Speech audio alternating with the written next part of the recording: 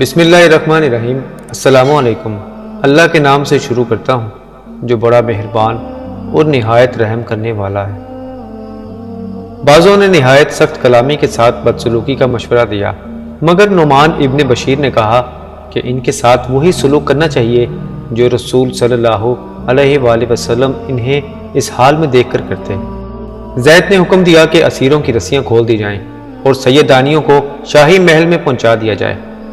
یہ سن کر حضرت زینب رو پڑیں اور انہوں نے گلوگیر آواز میں کہا، تو اپنی حکومت میں رسول زادیوں کو گلی گلی پھرا چکا، اب ہماری بے بسی کا تماشا اپنی عورتوں کو نہ دکھا۔ ہم خاک نشینوں کو کوئی ٹوٹی پھوٹی جگہ دے دے جہاں سر چھپا لیں۔ بلاخر یزید نے ان کے قیام کے لیے علیحدہ مکان کا انتظام کیا۔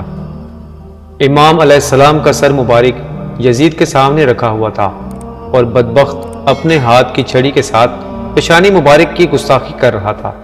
ایک صحابی رسول نے ڈانٹتے ہوئے کہا، ظالم، یہ بوسہ گاہ رسول صلی اللہ علیہ وآلہ وسلم ہے، اس کا احترام کر۔ یزید یہ سن کر تلملا گیا۔ صحابی رسول کے خلاف کچھ کرنے کی ہمت نہ ہو سکی۔ حضرت زینب کی خواہش پر سر مبارک ان کے حوالے کر دیا گیا۔ وہ سامنے رکھ کر روتی رہتی تھی۔ کبھی حضرت شہر بانو اور ام رباب سینے سے لگائے بیتے ہوئے دنوں کی یاد میں کھو جاتی۔ ایک رات کا ذکر ہے، نصف شب گزر چکی تھی، سارے دمشق پر نیند کا سناٹا چھایا ہوا تھا۔ اہل بیت کے مصائب پر ستاروں کی آنکھیں بھی بھر آئی تھیں۔ اچانک سادات کی قیام گاہ سے کسی عورت کا نالہ بلند ہوا، محل کی دیواریں ہل گئیں، دل کی آگ سے فضا میں چنگاریاں اڑنے لگیں۔ یزید دہشت سے کانپنے لگا۔ جا کر دیکھا تو حضرت زینب بھائی کا سر گود میں لیے ہوئے بلبلا رہی ہیں۔ درد و کرب کی ایک قیامت جاگ اٹھی ہے۔ اس درد انگیز نالے سے اس کے دل میں جو دہشت کی ایک قیامت جاگ اٹھی ہے، اس درد انگیز نالے سے اس کے دل میں جو دہشت سمائی تو عمر کی آخری سانس تک نہیں نکلی۔ اسے اندیشہ ہو گیا کہ کلیجہ توڑ دینے والی یہ فریاد اگر دمشق کے در و دیوار سے ٹکرا گئی تو شاہی محل کی اینٹ سے اینٹ بچ جائے گی، کیونکہ دمشق کی جامع مسجد میں حضرت امام زین العابدین نے اہل بیت کے فضائل و مناقب اور یزید کے مظالم پر مشتمل جو تاریخی خطبہ دیا تھا، اس نے لوگوں کے دل ہلا دیے تھے اور ماحول میں اس کی اثر انگیزی ابھی تک باقی تھی۔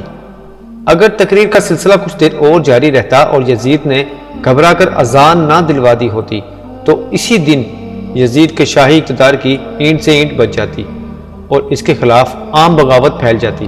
اس لیے دوسرے ہی دن نعمان ابن بشیر کی سرکردگی میں 30 سواروں کے اہل بیت کا یہ تاراج کارواں اس نے مدینے کی طرف روانہ کر دیا۔ ہزار کوشش کی کہ کربلا کی یہ دہکتی ہوئی چنگاری کسی طرح ٹھنڈی ہو جائے، لیکن جو آگ بحر و بر میں لگ چکی تھی، اس کا سرد ہونا ممکن نہیں تھا۔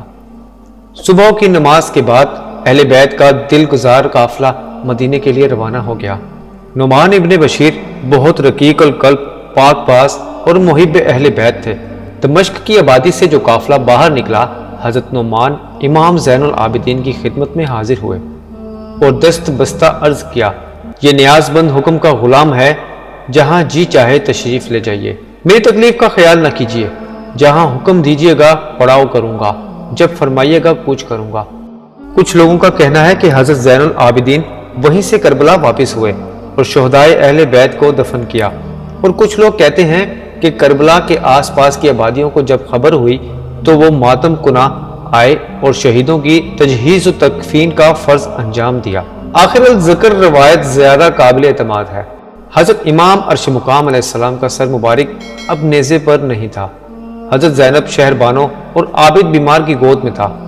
پہاڑوں، صحراؤں اور ریگستانوں کو عبور کرتا ہوا قافلہ مدینے کی طرف بڑھتا رہا۔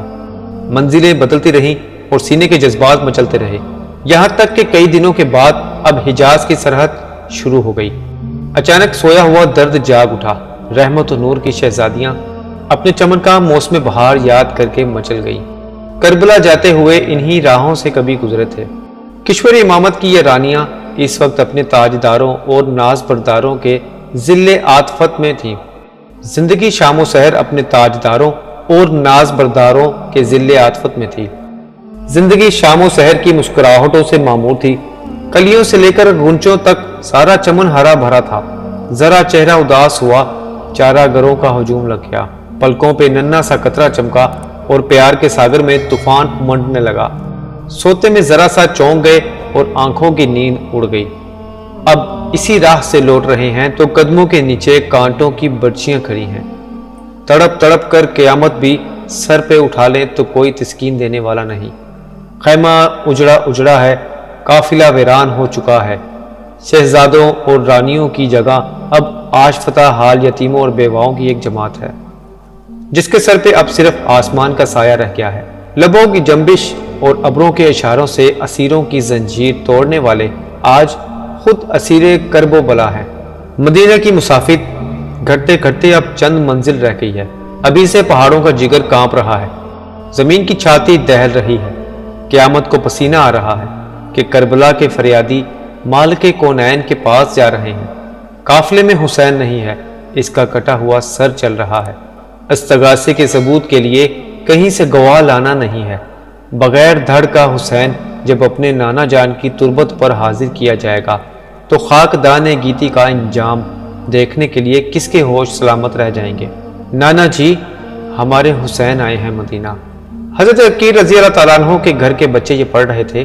قیامت کے دن وہ امت کیا جواب دے گی جب اس کا رسول پوچھے گا کہ تم نے ہماری اولاد کے ساتھ یہی سلوک کیا کہ ان میں سے بعض خاک و خون میں لپٹے ہوئے ہیں، تلواروں، تیروں اور نیزوں سے ان کے جسم گھائل ہیں، ان کی لاشیں بے آب و گیا وادی میں پڑی ہوئی ہیں، اور ان میں سے بعض قیدی ہیں، رسیوں کے بندھن سے ہاتھ نیلے پڑ گئے ہیں۔ اپنے امام کا کٹا ہوا سر لیے اہل بیت کا یہ تاراج کارواں جس دم روضہ رسول پر حاضر ہوا، ہوائیں رک گئیں، گردش وقت ٹھہر گئی، بہتے ہوئے دھارے تھم گئے، آسمانوں میں ہلچل مچ گئی، پوری کائنات دم بخود تھی کہ کہیں آج ہی قیامت نہ آ جائے۔ اس وقت کا دل گزار روح فرسا منظر ضبط تحریر سے باہر ہے۔ قلم کو یارہ نہیں کہ درد و الم کی وہ تصویر کھینچ سکے جس کی یاد اہل مدینہ کو صدیوں تڑپاتی رہی۔ اہل حرم کے سوا کسی کو نہیں معلوم کہ حجرہ عائشہ میں کیا ہوا، کربلا کے فریادی اپنے نانا جان کی تربت سے کس طرح واپس لوٹے۔ پروردہ ناز کا سر مرکز انور کے باہر تھا۔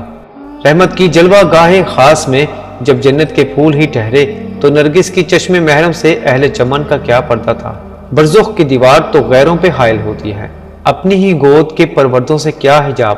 حضرت زینب، حضرت شہر بانو اور حضرت ام رباب، عابد بیمار اور ام کلثوم و سکینہ، یہ سب کے سب محرم اسرار ہی تھے۔ اندرون خانہ کیا واقعہ پیش آیا کون جانے۔ اشک بار آنکھوں پہ رحمت کی آستین کس طرح رکھی گئی۔ کربلا کے پس منظر میں مشیت الہی کا سربستہ راز کن لفظوں میں سمجھایا گیا۔ پس یوار کھڑے رہنے والوں کو عالم غیب کی ان سرگشتوں کا حال کیا معلوم۔ مرکز رسول سے سیدہ کی خوابگاہ بھی 2 ہی قدم کے فاصلے پر تھی۔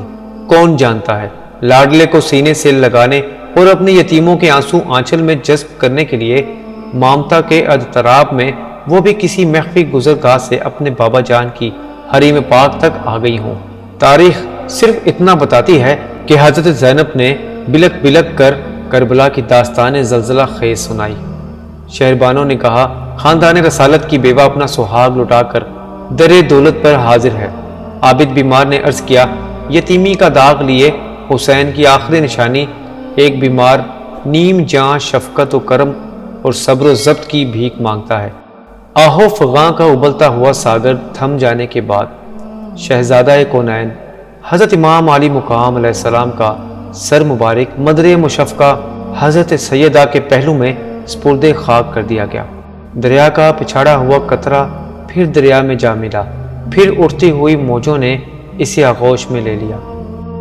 اللہ پاک میری اس کاوش کو قبول فرمائے اور شہیدان کربلا کے صدقے میرا غم حسین میں رونا قبول فرما کر میرے دل کو سکون عطا ہو۔ سلامتی ہو آپ سب پر، خوش رہیں، آمین۔